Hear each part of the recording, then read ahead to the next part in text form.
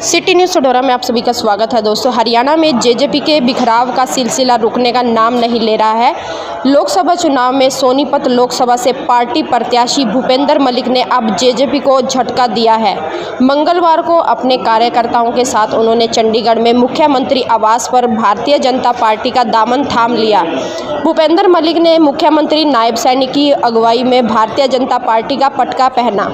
इस मौके पर मुख्यमंत्री नायब सैनी ने कहा कि भूपेंद्र सिंह के पार्टी में आने से बीजेपी को सोनीपत में मजबूती मिलेगी और भूपेंद्र सिंह मलिक का पार्टी में पूरा मान सम्मान किया जाएगा। तो बने रहें आप हमारे साथ इस वीडियो में। मेरी आप सभी से अपील रहेगी कि वीडियो को शेयर जरूर करें। दोस्तों, भूपेंद्र मलिक जी मुख्यमंत्री नायब सैनी जिन्होंने अभी को संबोधित करते हुए सोनीपत लोकसभा से जननायक जनता पार्टी के चुनाव चिन्ह के ऊपर चुनाव लड़ा था, आज वो भारतीय जनता पार्टी में उन्होंने अपने पूरे साथियों के साथ ज्वाइन किया है।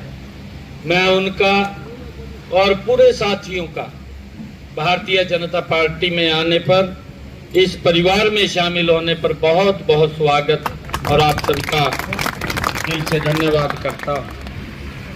और उनके साथ ही हमारे पवन खरखौदा जी, जो बहुत ही वरिष्ठ नेता रहे हैं और जो पीछे भी जिन्होंने खरखौदा से चुनाव लड़ा है और बस बाल बाल बचे नहीं तो विधायक बन गए थे। बाल बाल बचे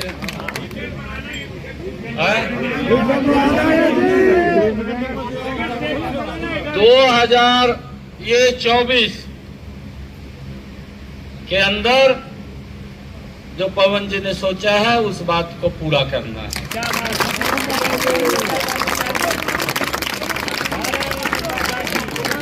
पवन खरखौदा जी के साथ काफी साथियों ने आज ज्वाइन किया है। हमारे पंचायत के माननीय सदस्य भी हैं, हमारे जिला परिषद के हमारे माननीय सदस्य भी हैं, ब्लॉक समिति के हमारे माननीय सदस्य हैं और बहुत ही हमारे बड़े प्रमुख सोनीपत क्षेत्र से बड़े मजबूत साथी आज जो सैकड़ों की संख्या में आप पार्टी के अंदर आज शामिल हुए हैं।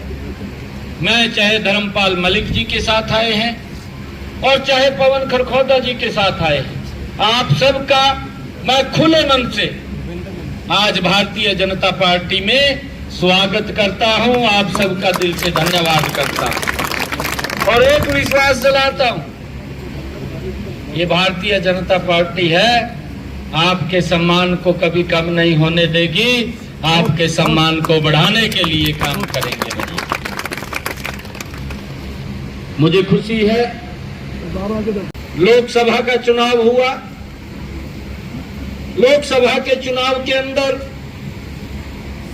जिस प्रकार से कांग्रेस ने एक झूठ का सहारा लिया, ये पूरा देश जानता है। जो उसकी नींव भी खड़ी हुई है वो भी झूठ के ऊपर खड़ी हुई है। हमारे हरियाणा की तो एक कहावत है, हरियाणा के लोग बोलते हैं कि काठ की आंडिया एक बार चढ़ती है, बार बार नहीं चढ़ती। जिस प्रकार का झूठ बोल करके इन्होंने लोगों में भ्रम की स्थिति पैदा की है। और झूठ वैसा नहीं बोला, झूठ भी ऐसा बोला कि जिसके ऊपर कोई विश्वास नहीं करे, परंतु इन्होंने तो उस झूठ के अंदर लोगों के बीच में भ्रम की स्थिति पैदा कर दी। और राहुल गांधी तो मंचों के ऊपर खड़ा होकर के वो संविधान की बुक उठा करके बोलता रहा कि अगर नरेंद्र मोदी 400 पार आ गया तो आरक्षण को खत्म कर देगा। ये इस प्रकार का झूठ बोलने का काम ये कांग्रेस ने किया है, ये पाप किया है।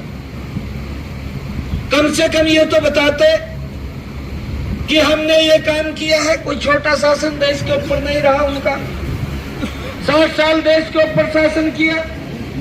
अरे कुछ तो बताते भाई, हम ये कर रहे हैं, ये किया है हमने। और आगे ये करेंगे, कोई नीति भी होती।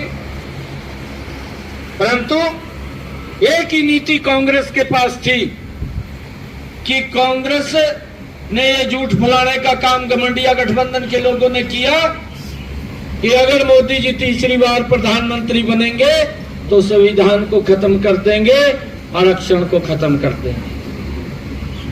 और भाइयों, कुछ उस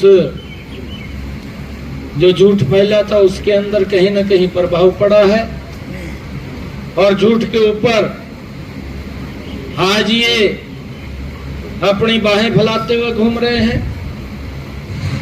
मैं अभी कांग्रेस के हुड्डा साहब का बयान सुन रहा था। हुड्डा साहब कह रहे थे कि सरकार अल्पमत में है। मैं आज आप लोगों के माध्यम से, क्योंकि हमारे आज इतने मजबूत साथी भारतीय जनता पार्टी के अंदर जुड़े हैं, हमारे भूपेंद्र मलिक जी और हमारे पवन खरखौदा जी और पूरी सरदारी, ये सोनीपत की, ये उस वही की है, उसी के गढ़ की है। मैं भूपेंद्र सिंह हुड्डा को ये कहना चाहता हूं कि अगर आपको अल्पमत लग रहा है, आप अपने विधायकों को इकट्ठा करके वो दिखा दीजिए ना।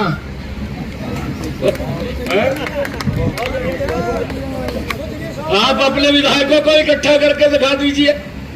ये अल्पमत की बात कर रहा, लोगों के अंदर भ्रम की स्थिति पैदा कर रहा। ये भी मैं आज कहना चाहता हूं इस मंच से, ये जब अक्टूबर के अंदर चुनाव होंगे, भारतीय जनता पार्टी बहुत बड़े मार्जिन के साथ तीसरी बार हरियाणा में सरकार बना रही है। अरे हम काम कर रहे हैं, गरीब के हित में काम कर रहे हैं, आम व्यक्ति के मजबूती के लिए काम कर रहे हैं। अरे जो गलतियां इन्होंने की उसका सुधार किया है। कल भी मैंने हजारों की संख्या के अंदर प्लॉट वितरित किए हैं। इन्होंने तो एक योजना बना दी थी, महात्मा गांधी ग्रामीण बस्ती योजना। महात्मा गांधी का नाम भी डुबो दिया। अरे उसके साथ तो इतना अन्याय नहीं करना चाहिए था, जो अन्याय इन्होंने महात्मा गांधी के साथ भी कर दिया। उसके आगे भी झूठ बोल दिया, उसके नाम से योजना खड़ी कर दी और लोगों को, गरीब लोगों को सजबाग दिखा दिया कि हम आपको प्लाट देंगे। परंतु प्लाट के नाम के ऊपर ना कोई कागज दिया उनको, ना कोई रजिस्ट्री दी, खाली बोल दिया, ना कब्जा दिया। हमने कल ऐसे लोगों को रजिस्ट्री भी देने का, कागज देने का काम किया है और उनको कब्जा भी दिलवाने का काम किया है। और हमने ये भी कहा है कि अगर कहीं पर जमीन नहीं है, अगर वो 100 गज का प्लाट लेंगे तो जब वो प्लाट खरीदेंगे, जिस व्यक्ति से खरीदेंगे, वो 1 लाख रुपया डायरेक्ट उसके खाते के अंदर जाएगा। 80,000 रुपए का प्लाट आता है 100 गज का, 80,000 रुपया उसके खाते में पहुंचा देंगे। लाख रुपए का आता है तो लाख रुपया पहुंचा देंगे। परंतु इन्होंने क्या कहा? इन्होंने कहा लिस्टें बना दी चुनाव के अंदर, अब घूम रहे हैं, वो लिस्टें लेकर के घूम रहे हैं। वो मेरे ख्याल से यहाँ पर भी भूपेंद्र हुड्डा के घर पे जाने वाले हैं।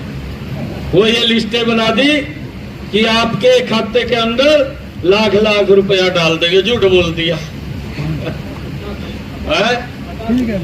खटाखट डाल देंगे, खटाखट। आप बता रहे हैं, अच्छा है, आपको पता है। मंच के ऊपर कहना तो बड़ा अच्छा लगता है कि आप हमें वोट दो, खटाखट खटाखट कर देंगे।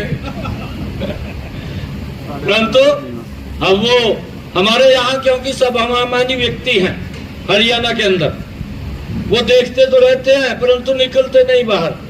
मैं उत्तर प्रदेश के अंदर देख रहा था, मध्य प्रदेश के अंदर देख रहा था टीवी चैनल के ऊपर, वहां के लोग निकल करके कांग्रेस के बड़े नेताओं के घर के आगे खड़े लाइन लगाए कि आपने 1 लाख रुपए की बात की थी, ये आप भर करके फार्म दे करके आए थे कि 1 लाख रुपया देंगे, परंतु धक्के मार करके उनको बाहर निकाल रहे हैं। ये इस प्रकार का चरित्र, इस प्रकार की इनकी सोच, इस प्रकार की इनकी नीति, ये लोगों के विरुद्ध भी है और देश के विरुद्ध भी है और प्रदेश के विरुद्ध भी है।